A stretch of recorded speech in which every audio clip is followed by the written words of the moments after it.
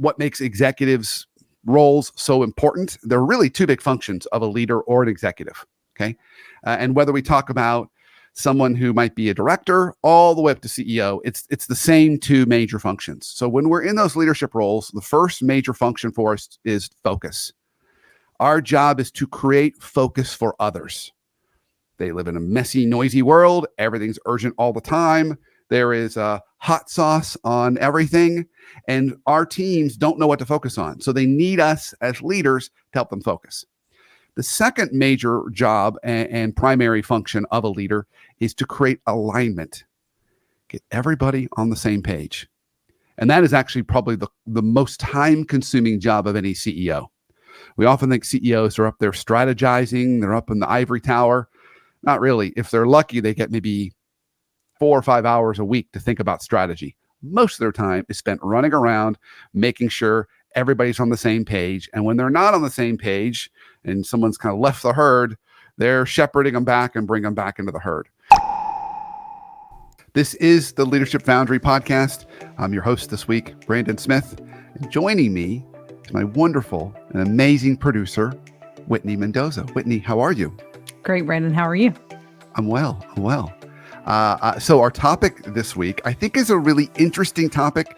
You and I were kind of riffing on different ideas, and there's so much out there around should employees come back to the office? How much should they come back to the office? I want to spend some time talking about leaders and executives, and I want to do the same conversation, though. Should they come back to the office? And even more importantly, how should leaders be spending their time? So much of the work that Randy and I do, and the work we do at Leadership Foundry, is helping people in leadership roles think about and focus on and manage how they spend their time. And that's everything from should I go into the office to how I structure my calendar every week. I think that would be a very, very valuable conversation for all of us to have this week. Absolutely. Very needed, Brandon. Yeah, I think so.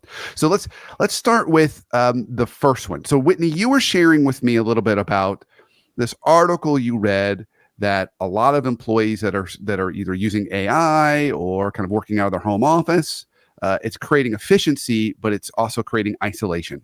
Share a few highlights of that with our audience today. Yeah, it was essentially, talking about what we missed at work was really being able to talk to our coworkers and employees and direct reports and just being around other people, but riffing off some ideas when we went to refill our coffee or our water jugs. And we're not really doing that. We have AI now that helps us be more efficient than ever. But according to this article, it really makes us feel lonely and disconnected. Yeah.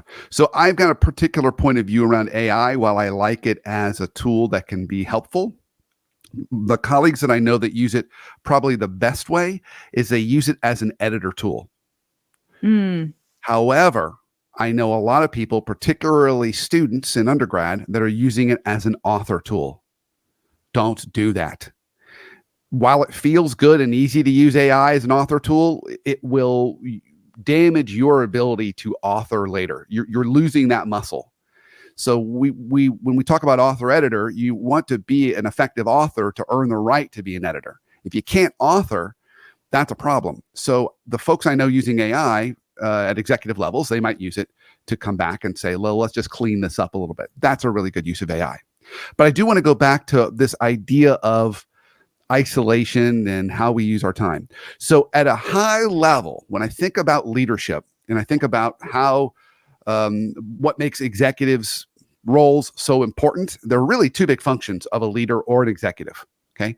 And whether we talk about someone who might be a director all the way up to CEO, it's the same two major functions. So when we're in those leadership roles, the first major function for us is focus.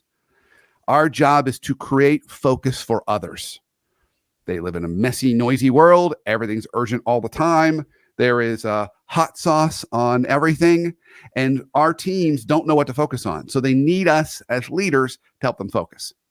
The second major job and primary function of a leader is to create alignment, get everybody on the same page. And that is actually probably the most time-consuming job of any CEO. We often think CEOs are up there strategizing, they're up in the ivory tower. Not really. If they're lucky, they get maybe 4 or 5 hours a week to think about strategy. Most of their time is spent running around, making sure everybody's on the same page. And when they're not on the same page and someone's kind of left the herd, they're shepherding them back and bring them back into the herd. So those are the two primary jobs of leaders. So if we hold on to those, it can really help us think about how we should spend our time. So let's start with focus first. So as a leader, a lot of research points to some of the most helpful and healthy techniques are for leaders on the early part of the week, maybe even the beginning of Monday. Have a conversation with the team to help them focus. Here are the priorities for the week, helping them lay that out. Another piece of research shows that one of the most effective questions leaders can ask of their team each week is just do a quick check-in and say, what are your priorities for the week? What can I do to support you? So it allows maybe the individual, the team member, the direct report to author a priority, and then you can edit it as a leader. That's okay too. But essentially, you're trying to create that focus. So you're saying, this is the things I want you to focus on. So our team doesn't get overwhelmed. The second major function is, of course, alignment. And we can do alignment by spending time with our team naturally throughout the week and one-on-ones. But the other important job is once we get to that director level, alignment becomes a critical function for us. We need to be spending at least 10% of our time aligning with other leaders in other departments, other directors, maybe within the IT organization, if we're in the IT organization, or outside the IT organization in marketing and finance. And what's challenging about this 10% is that each promotion above that, we need to add another 10%. So once we get to senior director, it's 20%. Vice president, it's 30%. Executive vice president, 40%. C-level executives should be spending 50% of their time or more on alignment. It is very difficult to do alignment virtually. It really is much more effective and efficient and more connected if we can do it in person. So that brings us back to the question of, should executives be in the office? My particular point of view is at least 3 days a week. They really should be. Now, I know there are some executives listening to this right now, and you signed up during the pandemic to work virtually. That's good. You're going to have to be intentional to get that face time, particularly with other executives. That's where it's so very critical. So Whitney, let me pause there. I threw a lot at us. I'm sure there's some areas I could clean up. So any reactions or reflections from you? No, I love that. I feel like that tied in the AI piece perfectly because the point of the article is everyone's thinking, wow, I'm more efficient. Isn't this what you want from me, fellow leader? Yes, we want efficiency, but you actually can't have that in its truest form without that alignment piece of actually spending time face to face with others. So I feel like you pointed to this diminishing returns where even though you're checking more boxes off the list, it actually starts to come at a detriment if you're just locked inside your office, not spending time physically with others. Yeah. And we had one of a guest we had on the Workplace Therapist show some years ago. We talked about some of the challenges of being remote. And this guest was a therapist. And she talked about that when we are remote, we ruminate. And I love that word ruminate, because ruminate, it makes me think of you being in a room. You're in a room all by yourself and you ruminate. And it's just not healthy for us. So it's really good for us to be out and have that connection. If it was pre-pandemic, Randy and I both really have preached this for years, and it's been harder and harder to get people to do it, and even harder now. We would preach that you need to be having lunch with your colleagues. You need to be spending time, particularly if you're an executive. You should be going out to lunch. Maybe every Friday, you just assume Friday is a lunch day, and you go out with another executive. So the CFO should be going out to lunch with the CMO or the COO. And the point of that is just a little bit of connection. We'll talk about life and just get to connect as human beings, but also just an opportunity with no particular agenda to share what's going on in your world and hear what's going on in their world. And every time I've recommended that, every single time I've recommended that to one of my clients, they've always pushed back and said, it's a waste of time. I'm too busy. I need to work in my desk. And then they go do it and they come back and they say, that was amazing. Things came out of that conversation that I had no idea we would talk about. Really valuable stuff. We've committed to doing it once a month, things like that. So I don't know if leaders today are listening to this would say, hey, Brandon, I'm willing to try that. But I think you would be surprised at how valuable that would be to have lunch. I'm not a big fan of the virtual lunches. I know people try and do it. Well, let's schedule a virtual lunch and I'll eat lunch in my home office and you eat lunch in your home office. It's not quite the same as going to a restaurant and sitting down, and it's just different. It's just different. So I think there's something about that as human beings, kind of breaking bread with another human being, that is just a way to connect. And I know there's challenges around doing it, but just another opportunity for us as leaders. Are you doing that with folks that are kind of critical to your success, other peers, and maybe even folks on your team? So I want to throw that out there too, because I think that's an important old school technique that we need to bring back, Whitney. Naturally FaceTime is important, and FaceTime with other leaders is important. So we don't want to go into the office and be the only one there. That's essentially just trading one room for ruminating for another room for ruminating. So it is good when we can find time when other people are there. I think it's also important that we are clear on the seats we're sitting in. So any regular listener to this show has heard me talk about author editor quite a bit. And so it's also a good way for us to think about how we spend our time. And so when I talk about author editor, and for leaders, I want leaders in that editor seat 80% of the time and the author seat only 20.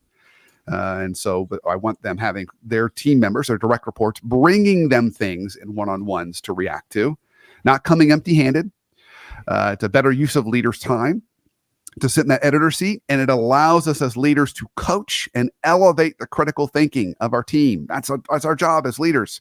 We want them to elevate their thinking so we can spend more time on the business rather than in the business.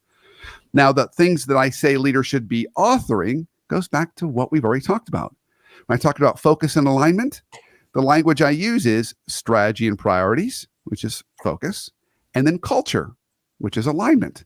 So making sure that we're talking about culture for our team, because culture is an alignment tool for our team. When we're having lunches with peers, that's how we align with them. It's kind of one-on-one. We set culture. It allows everybody to kind of work off of the same kind of playbook. I once heard someone describe culture as culture is what happens when you're not around. And that's what we're trying to do as leaders. We're trying to create that culture. So when we're not around and we're doing other things, we know our team is going to operate in a very uniform way. So making sure that we're spending time doing that. So that's another element that I would challenge leaders who are listening today. We've kind of talked about some best practices. If we go back a little bit, I said, gosh, really good on Monday morning to talk about the focus or priorities for the week. Really, really good. Talk about on Friday lunches, like have lunches with other leaders. So we've already talked about Monday and Friday. Okay. If you're taking notes, somewhere Tuesday, Wednesday, Thursday, it would be really, really smart to have a culture moment. Maybe you open up one of your team meetings this way, or you share an element around culture that's really important. You want to reinforce the culture. And the number one way we reinforce culture is we tell stories. So we make sure that we're getting those stories. If you remember the interview I had with Frank Blake, one of the realizations he had when he took over from Bob Nardelli was that culture had been really damaged. So he made a point to go out and find stories of associates across Home Depot that were doing great things. And then once a week, he would share one of those stories. He'd say, Manuel in the store in San Antonio did a great job this week helping a customer that had an issue. And he kind of tells that story. So telling those stories is another really important thing for us to do. Somewhere in that Tuesday, Wednesday, Thursday timeline, or perhaps maybe it's Monday when we talk about focus. We have a moment there. But it's just a good thing for leaders to be thinking about. Am I talking about and reinforcing the culture I want for my team? Because after all, if you're leading a team, your job is not to win an MVP. Your job is to build a world championship. And if you're the head coach or that orchestra conductor, part of that is setting a winning culture. And we've talked about culture before recently. Not many leaders are spending time thinking about that right now. So another thing that we can be doing as leaders and spending our time on is culture. All right, Whitney. Another stew there of things. Is there anything I could clarify or any reactions you've got? Yeah, I would love to take a deeper dive into on how that author editor relationship works. I would say even better when you're in person.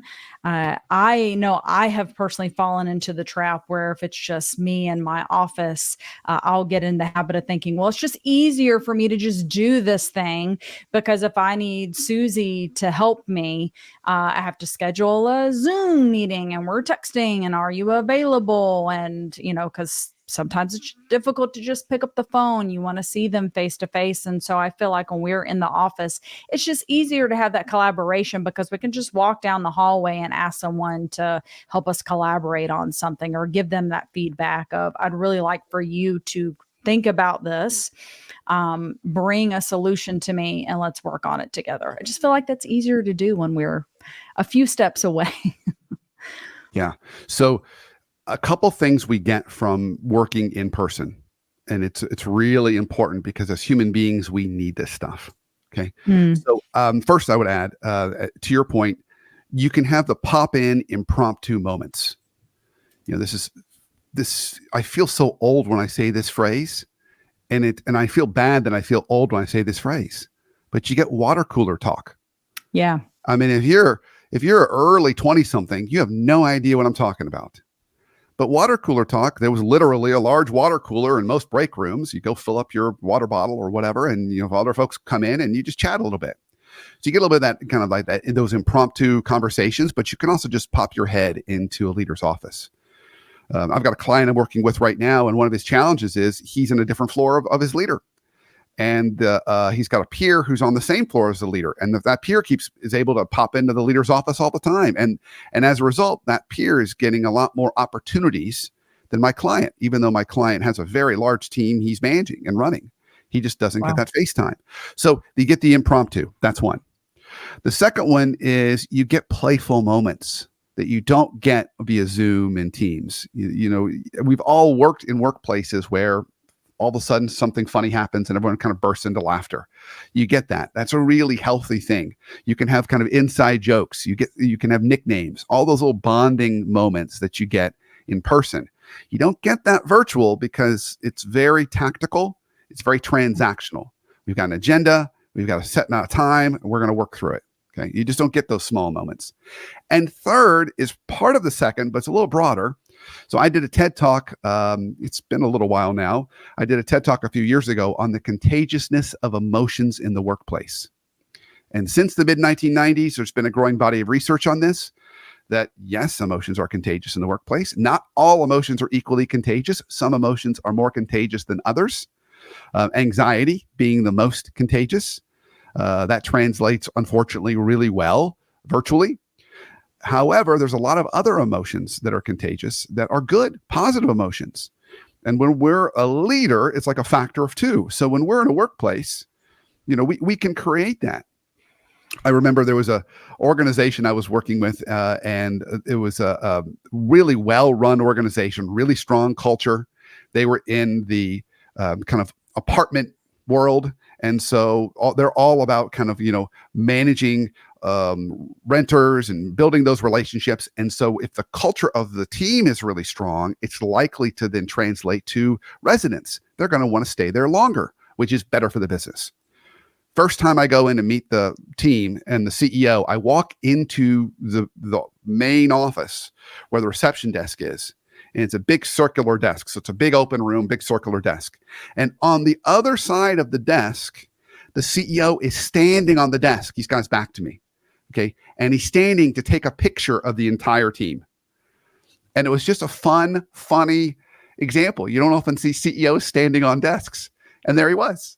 And it really just showed the kind of feeling and vibe we get when we're in person.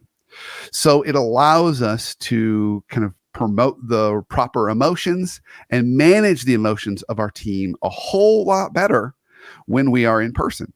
So those are some other real big benefits on why it's good for us as leaders to be in the office. And if we can get our team members to come in, even better. Yeah, and that just as a side note, I also feel like that helps retention, right? If you enjoy the people that you work around, and you are having those fun moments and able to interact with them, it's harder to leave. Even if you get, a better offer of more pay, if you're connected with your team, that makes it harder. And I just feel like if we're only online, we're not spending that face to face time. And so it's easier to just say, yeah, sure, I'll take this other position and get paid more and connect with new people online.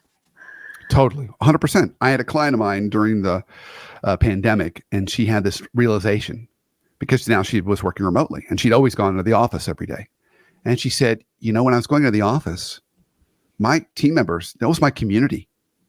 It was my community. She said, now my community is my husband and my two kids and my two dogs. And my job is just a job. And that has continued for her as we've gone further out. And it's just a job. She has no emotional connection, no loyalty, no sense of real, engagement with her job, other than just doing the good job she can. But she doesn't feel that connection with other people. And on top of it, her particular workplace really spent a lot of effort and intention to create a space which represented their culture. So they had, great quotes on the line, on the wall, and artwork, and fun spaces, and break rooms, and it felt different. So you miss out on that when you're working remotely. You don't get to experience the environment and the space. We're human beings with lots of senses. We want to tap into that. So I'm, as you can tell, while it can be a nuisance to fight traffic, there are a lot of benefits of getting people in the office, and it starts with leaders.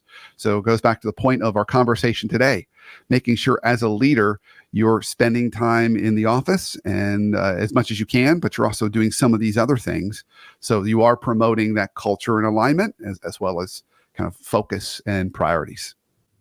Well, and I love how both you and Randy approach this, because you're not saying you 100% have to be in the office or you 100% have to be virtual.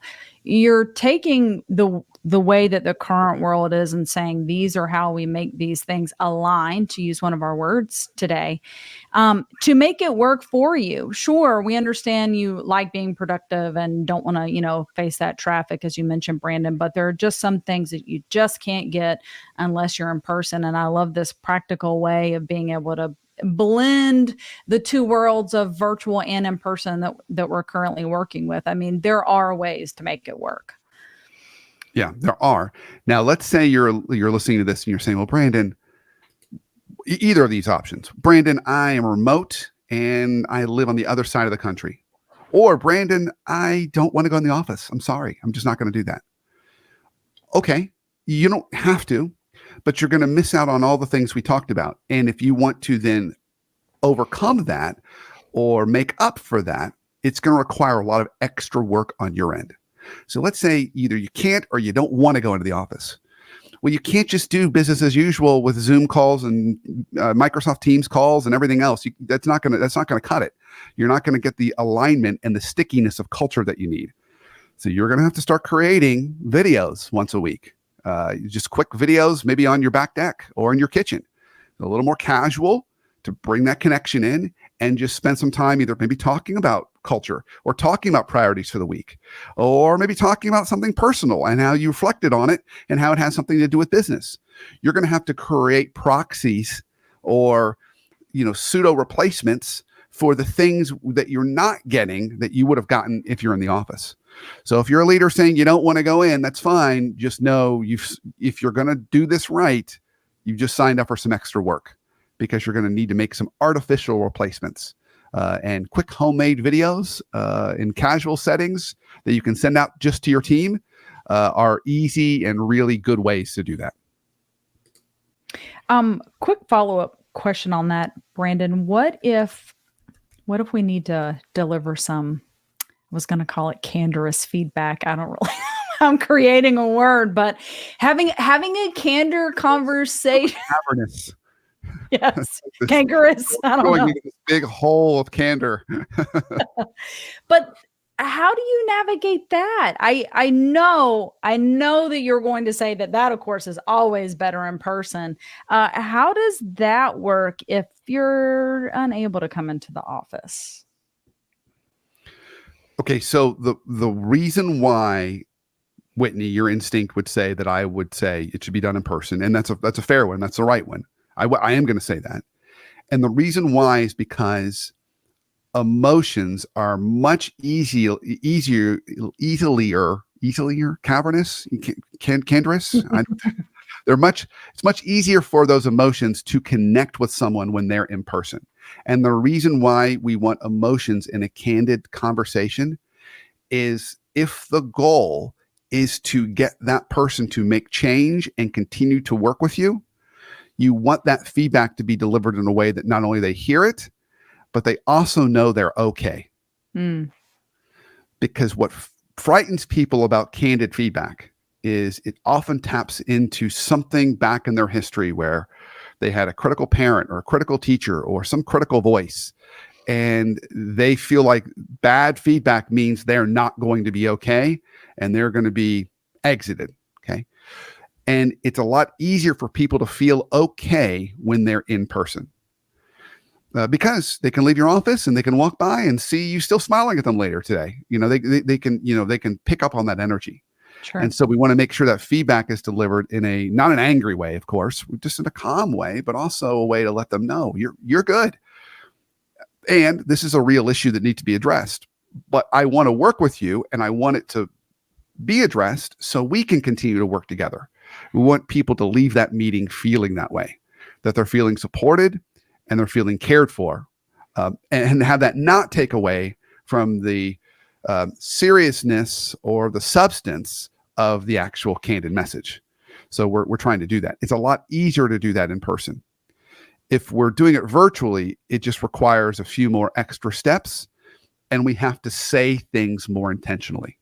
So people can get a vibe that they're okay when they're kind of with you. Virtually, it's a little harder. So you have to say to them, here's the intent of this conversation, and I want to keep working with you, and I really value you, and I really respect you, and I'm going to support you. And this is really important feedback that needs to get addressed. So you have to say all that. It's always good to say that in person too, but you've got to be really explicit to say things when we're virtual, because people can't feel it. They can't hear it. They can't pick it up. It's kind of in the air. It's in the water when we're in a workplace together. But when we're virtual, it's not. So you have to say it out loud. It's kind of like one of the examples I would often use when I'm teaching a class on the no-fault formula. It's one of the tools I use to tell people how to have better conversations. And one of the opening questions around the no-fault formula is we're talking about data and getting everyone on the same page. And I'll often ask a room of folks I'm working with, what's the temperature of this room? Okay, and that's kind of our fun discussion.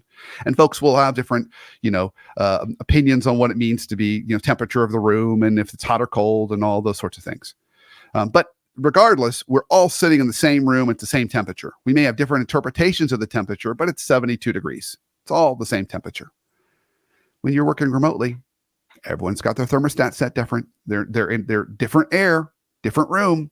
And I love that analogy. We're not all inhaling the same air. We're not all in the same space. And that makes a difference. So if you're going to be virtual, you just got to be more intentional to say some of those things as a leader. So again, it goes back to our topic here today, how leaders should be spending their time. So another way to kind of make up for the fact that you're not there in person, but ideally getting a little more face time is better. So good, Brandon. I love this. Yeah. Well, Whitney, it feels like we've covered a lot of ground here today. Is there anything you can think of that we haven't talked about that we should have? To put a bow on it, it was kind of reminding me of a conversation we had not too many episodes ago on culture. I think a good way to round this out is just specifically what the leader should be saying in this focus and alignment. Like, what is their main messaging focused on? So focus, at a minimum, we want to make sure we're talking about the priorities for the week. We want to talk about that. Culture, we want to focus on whatever of I often recommend 3 to 5 kind of cultural elements. So values. Okay. It could be excellence, customer service, quality. Those are generic, but you get the idea. And you don't necessarily need to go over all 5 every week, but you want to pick off one each week, maybe a different one each week. And I would emphasize the one that is most critical to success at the moment. So maybe we're going through a period of time where we are losing customers. So you may really double down on customer service and really making sure that customers are getting that extra attention. And you're going to tell stories about that because you want everyone to leave the room thinking about how can I do something extra and special for our customers today so they don't want to leave. So that could be an example. Or maybe perhaps you just unfortunately lost a couple team members in the last month, and you're kind of down some team members, and folks are feeling a little overwhelmed. You might want to really emphasize the value of collaboration and cooperation, if that's one of your values, and kind of focusing on how we can support each other and tell stories of that. So you kind of want to hone in as a leader. What's the gap or area that you really want the team focusing on when it comes to alignment that week? One more thing we haven't talked about, and we'll kind of end here. Talked a lot about how you spend this time with your team. Talked a lot about how making sure you're spending time with peers, really important. I haven't talked about your leader. So it's really smart for you to find time with them once a week to at least provide status updates. That's really, really important. If your leader, it depends upon the kind of business. Generally speaking, as I often talk about when I teach communication courses, in absence of communication, people assume the worst. So it's really good that we want to give our leader that we report to status updates so they know what's going on. Ideally, the more senior we get, and it also depends upon how political your organization is, but don't be shy on sharing the good news. I know a lot of organizations where I've gotten feedback on my clients, and they say, well, they're really amazing, but every time they come in and speak to the senior team, all they do is talk about problems and issues. And that leader of who's my client is trying to say, hey, here are the issues we need to address to get better. But a lot of senior teams really want to hear good news. They want to hear about things that are going the right way. And if you're in a publicly traded company and you're going to report to the CEO, you really need to make sure you're doing that, because that CEO's job, one of their jobs, is to go to the market, go to the street, go to analysts, shareholders, and share good news, because that's how they manage and hopefully elevate the share price. So dumping a whole bunch of bad news on them, they can't do anything with that. They can't go back and share that with analysts. It's only going to damage share price. So thinking about making sure we're sharing good news with our leader, as well as kind of updates, is really, really key. Now, don't shy away from asking for resources, or if there is a big problem, of course, cover that. But you want to make sure you're sharing the good work that your team is doing, you're platforming your team, and you're letting that leader know, hey, things under my watch and in my house, they're progressing well. One to share that good news with you. And if we go back to behavioral psychology, we want the leader to associate seeing us with good news, not associate seeing us with bad news. Because if they associate seeing us with bad news, every time we turn that corner, they're going to go the other way, or they're going to constantly reschedule calls with us. So make sure you're bringing that good news. Fantastic. You've shared so many good resources today, Brandon. We'll certainly link those for everyone on myleadershipfoundry.com so they can go listen to some of those past episodes too. This is good. Thanks, Whitney. And today was kind of a potpourri of best practices on how we share our how we use our time and how we can navigate in this world as leaders. So as with all of the Leadership Foundry episodes, our job is to provide you best practices of what leaders are doing today, what Randy and I and Whitney are seeing out in the world. Your job is an important one. Take one thing from what you heard today and put it into your playbook so your team can be thriving and functioning even better starting tomorrow. Thank you all for listening.